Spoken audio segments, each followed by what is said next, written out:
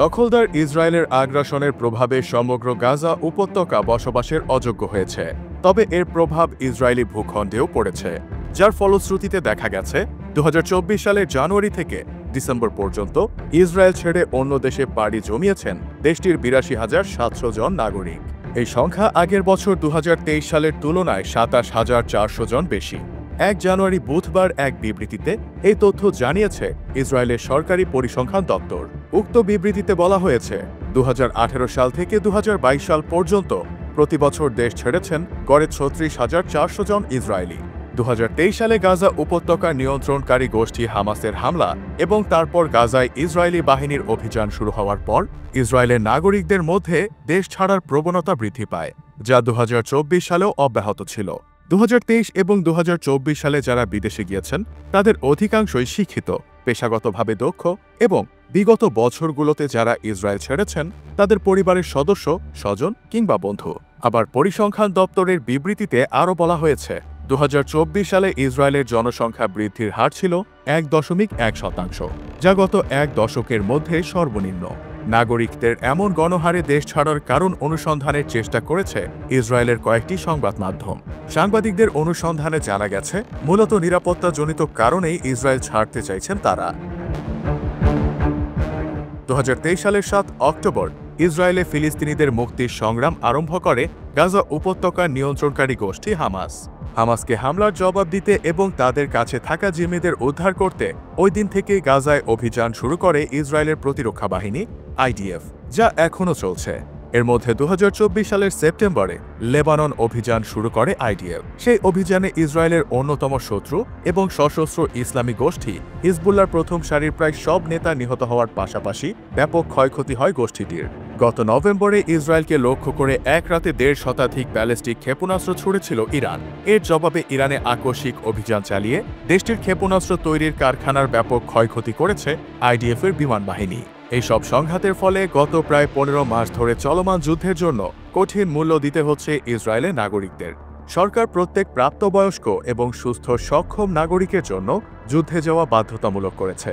এছাড়া জাতীয় আয়ের একটি বড় অংশ যুদ্ধ খাতে ব্যয় হওয়ার জন্য জীবনযাত্রার ব্যয়ও ইসরায়েলে বাড়ছে প্রায় প্রতিদিনই। তাই ইসরায়েলি নাগরিকগণ এই পরিস্থিতিতে দেশে না থেকে দেশ ছেড়ে চলে যাওয়াকে নিরাপদ বলেই মনে করছেন।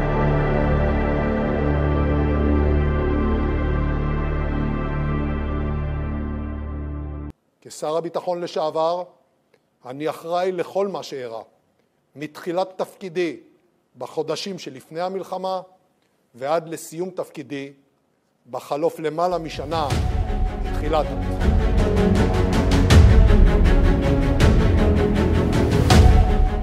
ইসরায়েলি প্রতিরক্ষা মন্ত্রীর পদ থেকে বরখাস্ত হওয়ার 2 মাসেরও কম সময়ের মধ্যে ইয়োভ গ্যালান্ট এবার দেশটির পার্লামেন্ট নেসেট থেকে পদত্যাগ করলেন। এ তথ্যটি জানিয়েছে বার্তা সংস্থা রয়টার্স।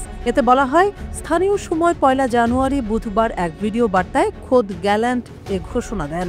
ভিডিও বার্তায় গ্যালান্ট বর্তমানের সরকারের সমালোচনা করলেও লিকুদ পার্টির প্রতি তার প্রতিশ্রুতি পুনর্ব্যক্ত করে বলেন, লিকুদের পথই আমার পথ। পরে গ্যালান্ট তার পদত্যাগের ঘোষণা দিয়ে বলেন, তিনি নেসেট তথা পার্লামেন্ট স্পিকারকে তার সিদ্ধান্ত সম্পর্কে অবহিত করবেন। তিনি বলেন, এটি পাবলিক সার্ভিসে তার 45 বছরের কর্মজীবনের বৃহত্তর যাত্রার একটি অংশ, তবে তা এখনও শেষ হয়নি।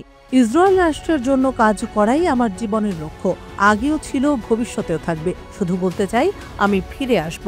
গ্যালান্ট তার বক্তব্যের এক পর্যায়ে বলেন, যুদ্ধক্ষেত্রের মতো জনসেবার ক্ষেত্রেও মাঝে মধ্যে স্থির হয়ে পরিস্থিতি মূল্যায়ন করা ও লক্ষ্য অর্জনের জন্য একটি দিক বেছে নেওয়া প্রয়োজন। প্রধানমন্ত্রী নেতানিয়াহু ও সরকারের কট্টরপন্থী সদস্যদের বিরুদ্ধে নিজের মতামত প্রকাশ করায় একাধিকবার আলোচনায় এসেছেন গ্যালান্ট। কয়েক মাস আগে ইসরায়েল সংবাদ মাধ্যমের বরাতে জানা যায়, ইসরায়েলের প্রধানমন্ত্রী বেনিয়ামিন নেতানিয়াহু ও ইসরায়েলের সাবেক প্রতিরক্ষা মন্ত্রী ইয়োভ গ্যালান্টের মাঝে বাকবিতণ্ডা হয়েছে। তখন ফিলিস্তিনের গাজায় যুদ্ধবিরতি ও হামাসের হাতে থাকা জিম্মিদের উদ্ধারের বিষয়ে কথা বলতে গিয়েই মূলত তর্ক বিতর্কে জড়ান দুজন। সে সময় থেকেই বেশ আলোচনায় ছিল নেতানিয়াহু গ্যালান্ট সম্পর্কের টানাপোড়েনের বিষয়টি। এরপর গাজায় যুদ্ধ পরিচালনার পদ্ধতি নিয়ে দীর্ঘদিনের মতপার্থক্যের কারণে গ্যালান্টকে গত নভেম্বরে বরখাস্ত করেছিলেন খ্যাপাটে প্রধানমন্ত্রী নেতানিয়াহু। তবে নির্বাচিত পার্লামেন্ট সদস্য হিসেবে নেসেটে নিজের আসন ধরে রেখেছিলেন গ্যালান্ট। তবে এবার সেই পদ ত্যাগ করছেন তিনি। এর আগেও প্রধানমন্ত্রীর বিচার বিভাগীয় সংস্কার আইনের বিরোধিতা করায় 2023 সালের মার্চে প্রথম বহিষ্কার হন গ্যালান্ট। সে সময় এই ঘটনা তোলপাড় সৃষ্টি করে। ব্যাপক প্রতিবাদের মুখে তখন গ্যালান্টকে পদে বহাল রাখতে বাধ্য হয় ইসরায়েলি প্রশাসন। এদিকে গাজায় যুদ্ধাপরাধ ও মানবতা বিরোধী অপরাধের অভিযোগে গ্যালান্ট, নেতানিয়াহু ও এক হামাস নেতার বিরুদ্ধে গ্রেফতারি পরোয়ানা জারি করেছে আন্তর্জাতিক অপরাধ আদালত ICC। তবে ইসরায়েল এই পরোয়ানা প্রত্যাখ্যান করেছে।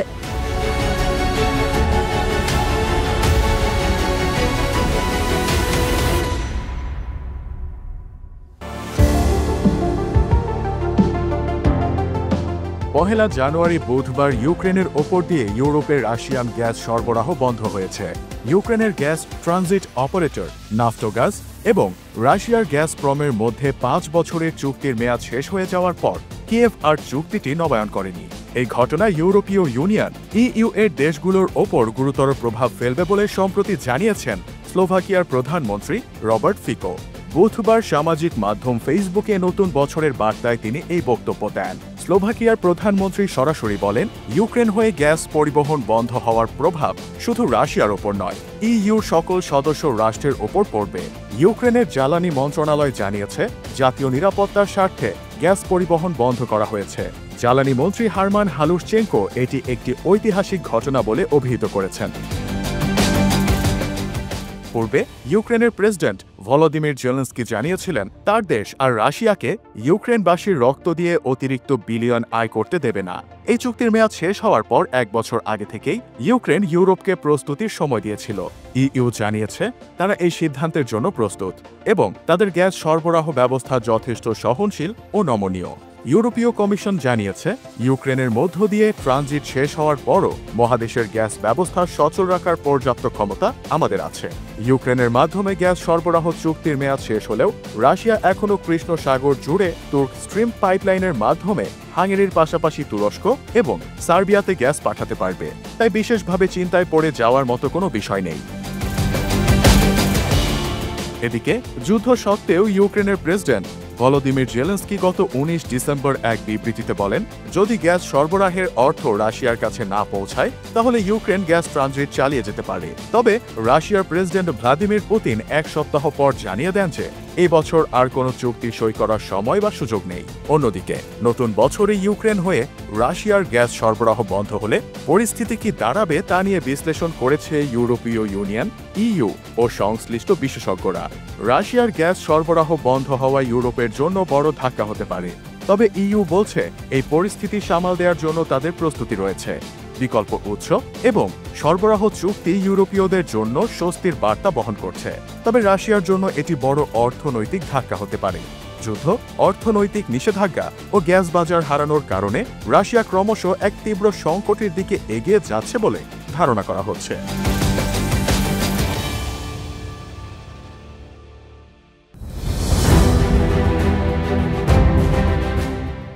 ইসরায়েলি আগ্রাসনে ফিলিস্তিনের বর্তমান পরিস্থিতি খুবই সংবেদনশীল। খুব সীমিত সংখ্যক সংবাদ মাধ্যম ফিলিস্তিনের বর্তমান পরিস্থিতির সরাসরি তথ্য প্রকাশ করে। সেগুলোর মধ্যে অন্যতম কাতার ভিত্তিক সংবাদ মাধ্যম আল জাজিরা। এবার আকস্মিকভাবে আল জাজিরার সম্প্রচার বন্ধের নির্দেশ দিয়েছে ফিলিস্তিন কর্তৃপক্ষ। মূলত উস্কানিমূলক উপাদান সম্প্রচারের অভিযোগে আন্তর্জাতিক এই টিভির সম্প্রচার সাময়িকভাবে স্থগিত করার দাবি করেছে তারা। পহেলা জানুয়ারি বুধবার এক ভিডিও বার্তায় খোদ গ্যালান্ট এ ঘোষণা দেন। যদিও ফিলিস্তিনের অবরুদ্ধ গাজা ভূখণ্ডে এই সিদ্ধান্ত কার্যকর হবে না, কারণ ফিলিস্তিনের অংশ হলেও ফিলিস্তিনি কর্তৃপক্ষ গাজা শাসন করে না। 2 জানুয়ারি বৃহস্পতিবার এক প্রতিবেদনে এই তথ্য জানিয়েছে বার্তা সংস্থা রয়টার্স। ফিলিস্তিনি বার্তা সংস্থা ওয়াফা জানিয়েছে, কাতারের এই টিভি নেটওয়ার্কের উস্কানিমূলক উপাদান প্রচারের কারণে ফিলিস্তিনি কর্তৃপক্ষ সাময়িকভাবে আল জাজিরা টেলিভিশনের সম্প্রচার সহ ভূখণ্ডে তাদের কার্যক্রম বন্ধ করে দিয়েছে। বার্তা সংস্থা ওয়াফা এ বিষয়ে বিস্তারিত আর কোনো তথ্য প্রকাশ করেনি। তবে সংস্থাটি বলেছে, ফিলিস্তিনি কর্তৃপক্ষের সংস্কৃতি, স্বরাষ্ট্র এবং যোগাযোগ মন্ত্রীরা যৌথভাবে আল জাজিরা বন্ধের এই সিদ্ধান্ত নিয়েছেন, কারণ তাদের দাবি কাতার ভিত্তিক এই চ্যানেলের সম্প্রচারের উপাদান প্রতারণামূলক এবং বিবাদকে বহু গুণে বাড়িয়ে দিচ্ছে। এদিকে আল জাজিরা বন্ধের এই আদেশে বলা হয়েছে যে সিদ্ধান্তটি সাময়িক, কিন্তু অস্থায়ী এই আদেশ কবে শেষ হবে সেই তারিখ নির্দিষ্ট করে বলা হয়নি। ফিলিস্তিনি কর্তৃপক্ষ গত সপ্তাহে ইসরায়েলি অধিকৃত পশ্চিম তীরের জেনিন ক্যাম্পে ফিলিস্তিনি নিরাপত্তা বাহিনী এবং সশস্ত্র যোদ্ধাদের মধ্যে সপ্তাহব্যাপী উত্তেজনার খবর কভারেজের জন্য আল জাজিরার সমালোচনা করেছিল।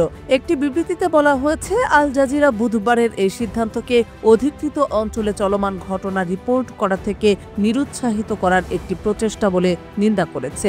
এছাড়া ফিলিস্তিনি কর্তৃপক্ষকে এই সিদ্ধান্ত প্রত্যাহার করার এবং পশ্চিম তীরে সাংবাদিকদের ভীতি ছাড়াই স্বাধীনভাবে রিপোর্ট করার সুযোগ দেওয়ার আহ্বান জানিয়েছে আল জাজিরা। অন্যদিকে ফিলিস্তিনি কর্তৃপক্ষকে নিয়ন্ত্রণকারী দল ফাতাহ বলেছে, সম্প্রচারকারী সংস্থা আল জাজিরা সাধারণভাবে আমাদের আরব মাতৃভূমি, বিশেষ করে ফিলিস্তিনে বিভাজন তৈরি করছে।